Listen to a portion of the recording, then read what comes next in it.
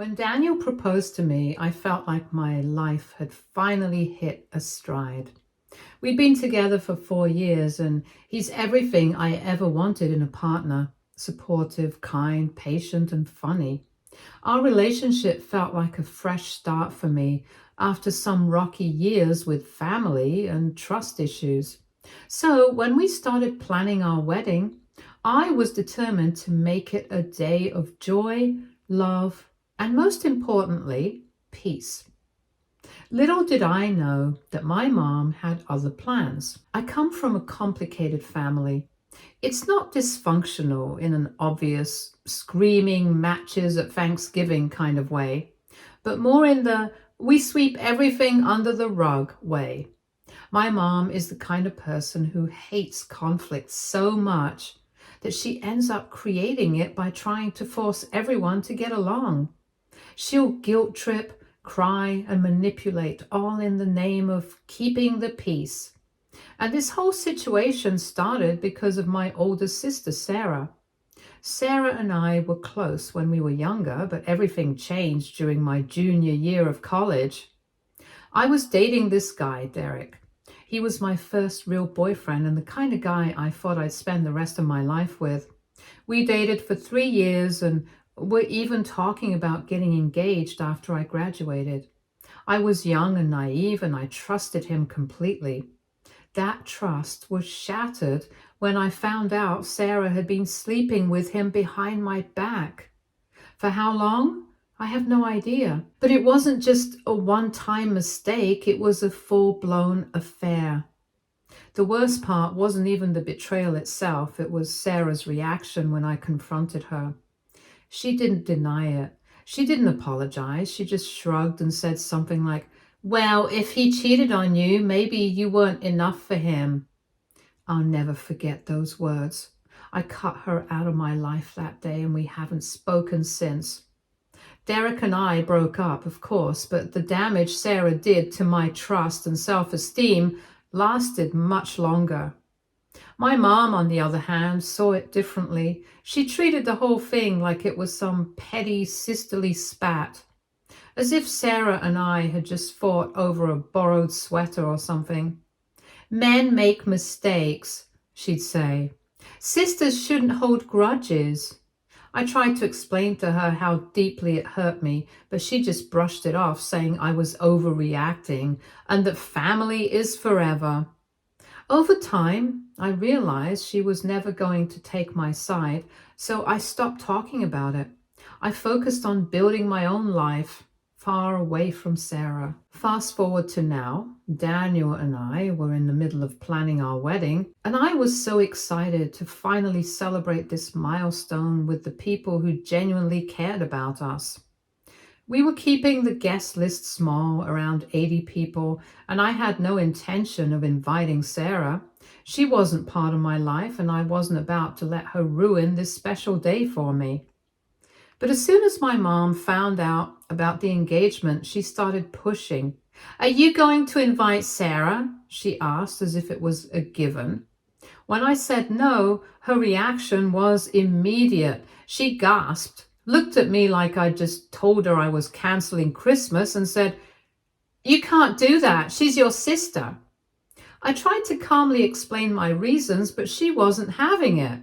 She started with the usual guilt tripping, saying things like, "How do you think this will make the family look?" And, "Do you really want to create more drama by leaving her out?" The irony of that last statement wasn't lost on me.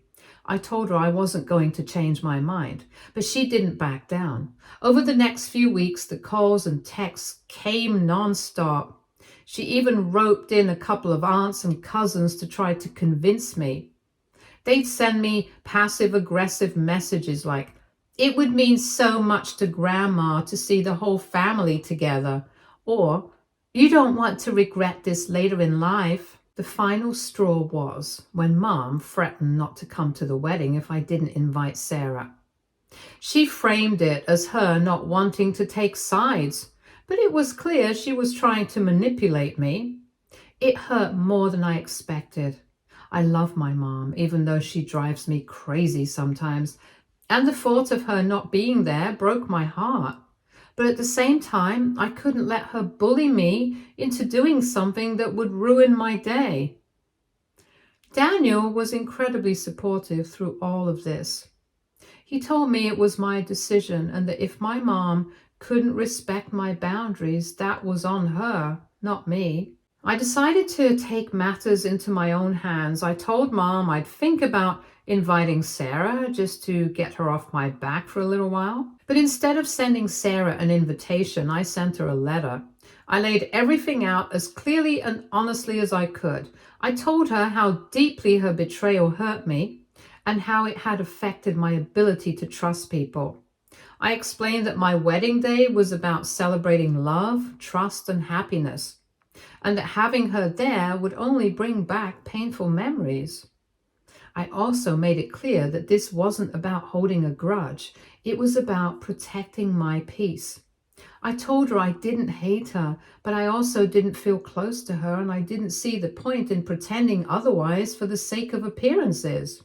Sarah didn't take it well. She sent me a series of angry texts accusing me of being petty and immature. She said I was making the family choose sides and that I was letting an old mistake ruin our relationship. Mom, of course, took Sarah's side. She called me crying, saying Sarah was devastated and that I was tearing the family apart. She even said something like, "What kind of person excludes their own sister from their wedding?" At that point, I was emotionally drained. I told Mom I wasn't going to argue about it anymore and that my decision was final. She didn't like that answer and kept trying to guilt me, but I stopped responding. It wasn't worth the stress. The wedding day came, and honestly, it was perfect. Sarah wasn't there, and while Mom gave me the cold shoulder for most of the day, I didn't let it ruin anything. I was surrounded by people who loved and supported me, and for the first time in a long time, I felt at peace. Daniel and I had an amazing time, and looking back, I wouldn't have done anything differently. Now that the wedding is over, the fallout has started. Sarah has been posting vague, passive-aggressive things on social media about family betrayal and how some people never move on. Mom keeps sending me long texts about how disappointed she is in me and how she's never seen Sarah this upset before. A few relatives have even reached out to tell me they think I made the wrong decision. Part of me feels guilty, but another part of me knows I did what was best for my own mental health. I've spent years trying to rebuild my self-esteem and trust after what Sarah did, and I wasn't about to let her ruin one of the most important days of my life. But now I can't help wondering, am I wrong? Should I have just invited her to avoid all this drama? Was it selfish to put my own feelings first, even if it meant upsetting my family? Update 1. It's been a few days since I posted, and I've been blown away by the responses. Thank you so much for taking the time to read my story and to offer your thoughts. I've read every comment, and honestly, it's been really eye-opening. Some of you shared similar experiences, and it helped me feel a little less alone in all this. For those who think I was too harsh, I understand your perspective too. It's complicated, and I appreciate the input. Since the wedding, things have continued to simmer, and honestly, I feel like I'm caught in a tug-of-war. My mom hasn't let up. If anything, she's doubled down on her disappointment. I got a long email from her 2 days ago, and it was a lot. She said she's still heartbroken about the whole situation and kept emphasizing how I've caused a rift in the family. The email was prepared with lines like, "I don't even recognize you anymore," and "This isn't the daughter I raised." She also brought up Sarah's feelings again, saying how much I've hurt her and how Sarah is apparently devastated that I shut her out. The tone of the email was a mix of guilt-tripping and emotional manipulation. She kept mentioning how she was losing sleep over the whole thing and how she's been getting calls from extended family members who are concerned about my behavior. Honestly, it felt like she was trying to paint me as some kind of villain who's intentionally out to hurt Sarah and the family. That couldn't be further from the truth. After reading it, I just sat there staring at my laptop for a while, trying to decide how to respond. Part of me wanted to fire back and defend myself, but another part of me knew it wouldn't do any good. My mom has always been this way. Once she gets an idea in her head, there's no changing her mind. I decided to keep it short and calm. I wrote back and said that I was sorry she felt that way, but I stood by my decision. I reminded her that this wasn't about being cruel or vindictive. It was about setting boundaries and protecting my mental health. I told her that I loved her but couldn't keep rehashing the same argument. I thought that would be the end of it for now, but I was wrong. Mom forwarded my email to Sarah. How do I know? Because Sarah responded to me directly with another lengthy email, and it was even worse than Mom's. Sarah called me bitter and immature and said I was clinging to the past instead of trying to move forward. She accused me of being obsessed with playing the victim and said I was destroying the family dynamic for no reason. She also claimed I was being unfair to her because, according to her, Derek was the real villain in all this, not her. That part really got to me. Yes, Derek was a liar and a cheater, but Sarah knew exactly what she was doing. She wasn't some innocent bystander who got caught up in his web of lies. She made a choice to betray me, and she's never once taken accountability for it. Even now, instead of apologizing or acknowledging the hurt she caused, she's trying to make me feel guilty for not letting her sweep it under the rug. I didn't respond to Sarah's email. I just couldn't. I've spent years trying to move on from what happened, and engaging with her now feels like reopening an old wound. But it's clear she's not letting this go anytime soon. Yesterday, she posted another cryptic message on Facebook about how people show their true colors when they think they've won. A few of our mutual relatives commented things like, "You're better off without toxic people," and "Some folks just can't handle a strong woman." It's obvious who they're referring to, and it's exhausting.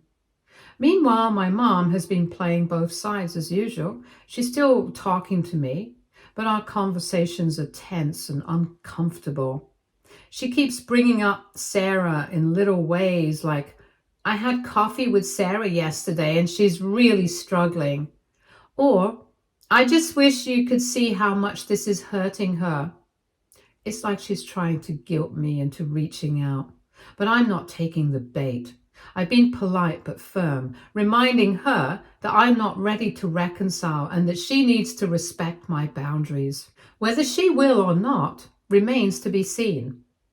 Daniel has been a rock through all of this. He's encouraged me to focus on our new life together and not let the drama overshadow our happiness. He even suggested we take a short trip to get away from everything for a while, and honestly, I think I'm going to take him up on that. A little distance from the family chaos might be exactly what I need right now. One of the hardest parts about this situation is the mixed reactions from extended family. Some people have reached out privately to support me, saying they understand why I made the decision I did and that I shouldn't feel guilty. Others have taken Sarah's side, either directly or indirectly, by sharing those passive-aggressive social media posts or making snide comments during family group chats.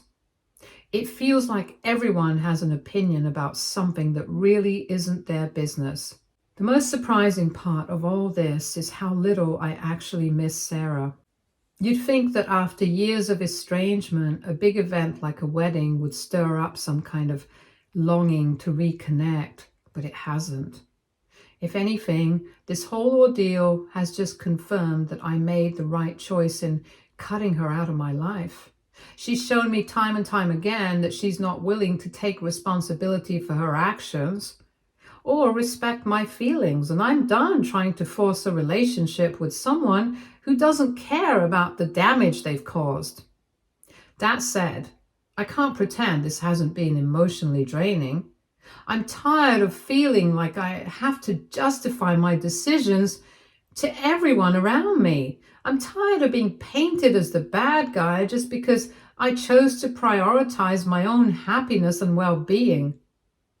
And I'm tired of my mom treating Sarah's feelings like they matter more than mine. At this point, I'm not even sure how to move forward with her. I don't want to cut her off entirely, but if she keeps pushing, I might not have a choice. So here's where I'm at now. I'm standing firm in my decision, but the backlash has been harder to deal with than I expected. I'm trying to focus on the positive, my marriage, my supportive friends, and the life Daniel and I are building together. But the family drama is still a dark cloud hanging over everything. Update 2. It's been a whirlwind since my last update. I thought things might settle down after a few days, but instead, they've escalated in ways I didn't expect. Honestly, I feel like I'm in the middle of some soap opera I didn't sign up for. At this point, I'm just trying to hold on to my sanity while navigating the chaos. The first thing that happened was a surprise package from Sarah. I wasn't expecting it, so when I saw her name on the return label, my stomach dropped. For a second, I debated not even opening it, but curiosity got the better of me. Inside was a handwritten letter and a small photo album.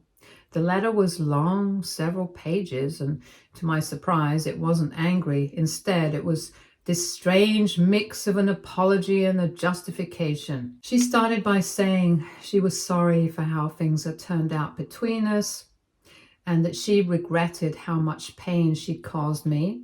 But then she pivoted to explaining her side of things, saying she was in a dark place at the time of the affair and didn't fully understand the consequences of her actions. She wrote about how she felt like she'd always been in my shadow growing up and how Derek had given her the attention she craved. It was almost like she was trying to make me feel sorry for her.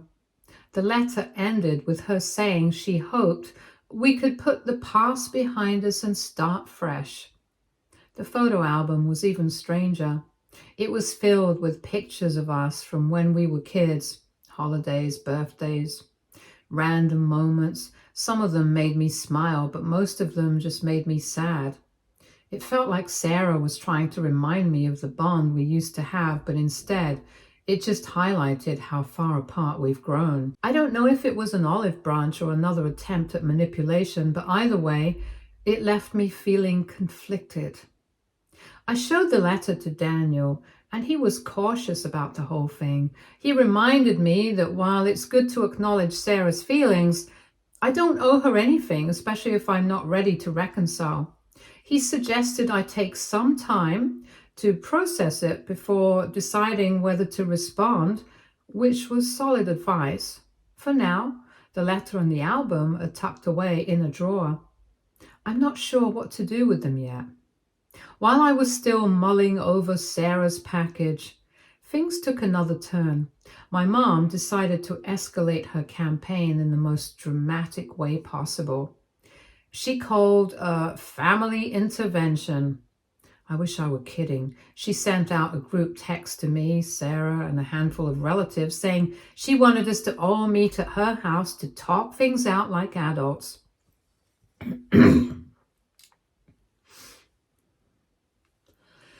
I didn't even know how to respond. The idea of sitting in a room with Sarah and a bunch of people who've already picked sides felt like walking into an ambush. When I told Mom I wouldn't be attending, she lost it. She called me immediately, crying and begging me to reconsider.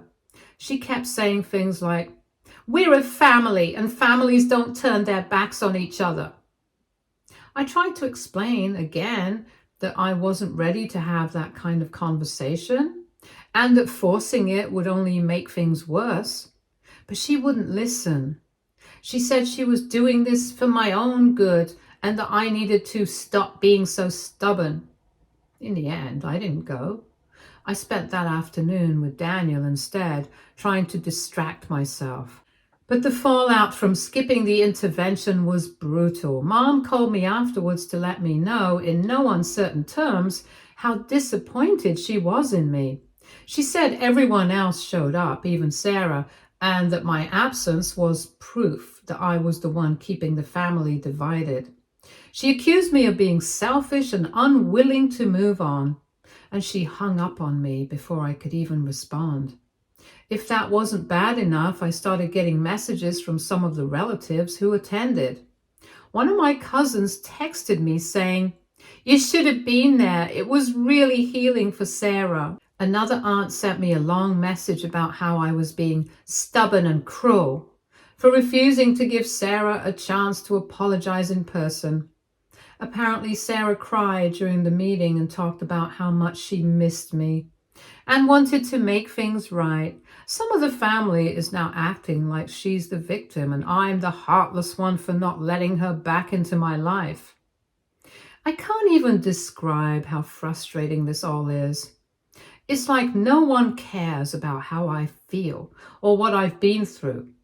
They're so focused on this picture-perfect idea of family unity that they're willing to sweep everything under the rug no matter how deep the betrayal. I've been labeled the villain for simply standing up for myself, and it's exhausting. At this point, I feel like I'm losing my relationship with my mom entirely. She's gone from being disappointed to outright cold. She barely talks to me anymore, and when she does, it's clipped and passive aggressive. She even skipped the lunch date we had planned last week, claiming she wasn't feeling well. But I know it was because she was upset with me. It hurts. But I'm trying to remind myself that her behavior is a reflection of her own issues, not mine. The one silver lining in all this has been the support from a few close friends, and of course, Daniel. One of my best friends came over the other night with wine and snacks, and we spent hours just talking. She reminded me that I'm not crazy or unreasonable for setting boundaries and that it's okay to prioritize my mental health. It was exactly what I needed to hear. Still, I can't shake the guilt entirely. Part of me wonders if I'm being too rigid or if I should at least try to mend things for my mom's sake. But then I think about how much effort I've put into healing over the years and how much it would set me back. To let Sarah back into my life without a genuine apology and accountability from her. And honestly, I don't think she's capable of that. So here I am, caught in the middle of a storm I didn't ask for. I'm standing firm in my decision, but the pressure is relentless. My mom is distant, Sarah is playing the victim, and some of the family is siding with her. It's like I'm constantly defending myself for choosing peace over chaos. And it's exhausting. I keep asking myself if I'm doing the right thing, but deep down I know I am. Now I'm wondering how to move forward. Should I write Sarah back and try to explain myself again? Or would that just open the door to more manipulation? And what about my mom? Is there a way to salvage our relationship without compromising my boundaries? Or is it a lost cause at this point? I'm trying so hard to focus on my new life with Daniel, but the weight of all this family drama is hard to ignore. Thanks again for sticking with me through all of this. It helps more than you know to have a place to share and get feedback. Update 3. It's been about a week since everything spiraled and I finally feel like I can breathe again. So much has happened, and while I'm not proud of how messy things got, I'm relieved it's over. This will probably be my last update because I've made a decision that I know is final. I've chosen my peace, and I'm not looking back. After the family intervention and Sarah's letter, I tried to keep my distance. I focused on work, spent time with Daniel, and avoided my phone as much as possible. But as you can imagine, the drama didn't stop just because I ignored it. My mom kept calling and texting, insisting that I at least hear Sarah out. She even offered to have a smaller sit down with just the three of us, saying she was worried the larger intervention had been too overwhelming for me. I refused again, politely but firmly, and thought that would be the end of it. Spoiler alert, it wasn't. Last weekend, Daniel and I hosted a small dinner with a few close friends. It was supposed to be a low-key, fun night. Good food, good company, and no drama. Everything was going great until my phone buzzed with a notification from Facebook. I normally wouldn't check my phone during dinner, but something told me to look, and I'm glad I did.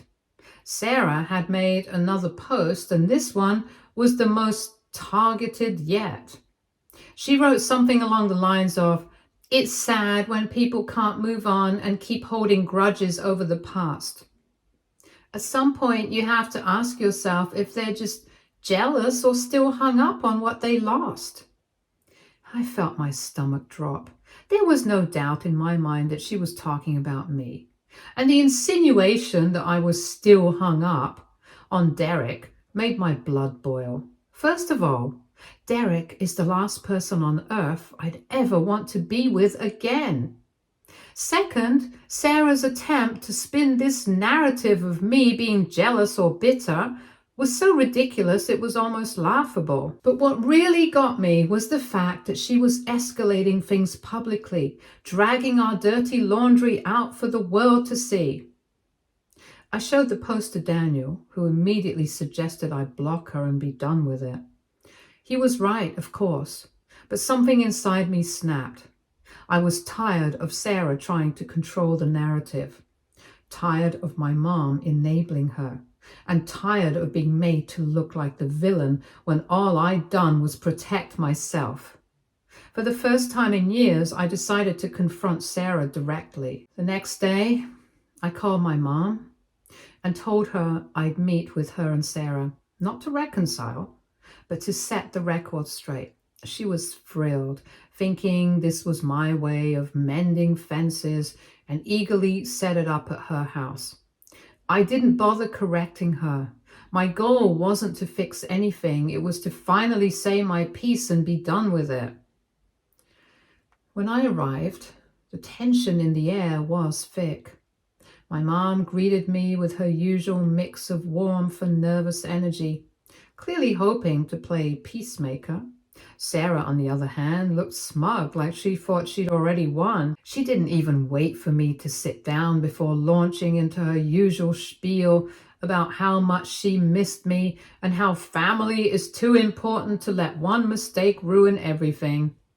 I let her talk, biting my tongue until she finally paused, clearly expecting me to agree or apologize. Instead, I calmly asked her about the Facebook post.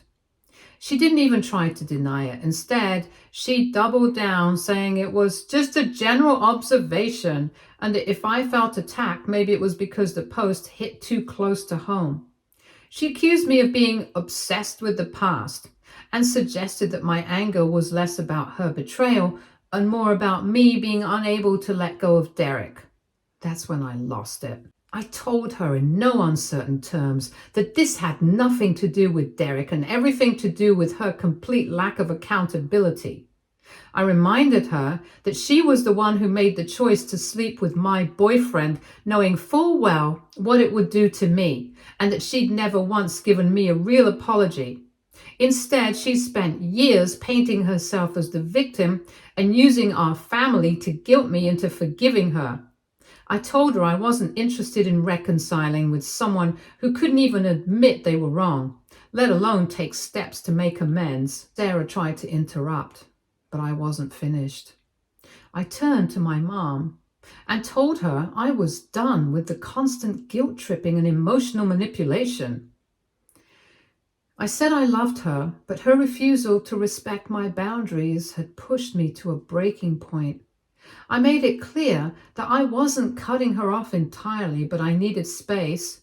and wouldn't be engaging with any more family interventions or forced reconciliation attempts. If she wanted a relationship with me, she'd have to accept that Sarah was not part of my life. At this point, Sarah started crying, big dramatic tears that I'm sure were meant to make me feel guilty. She kept saying things like, "I've tried so hard to make things right," and "I don't understand why you hate me so much."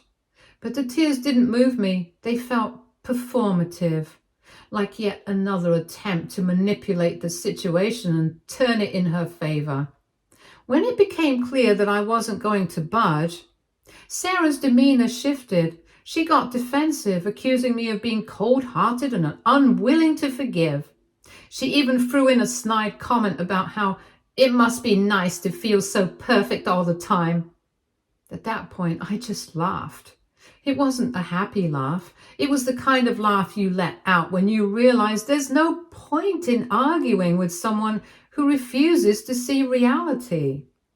I stood up and told them both that I was done and walked out. Driving home, I felt an overwhelming sense of relief. For years, I'd carried the weight of this drama, constantly questioning whether I was doing the right thing and whether I owed Sarah or my mom something more. But in that moment, I knew I didn't.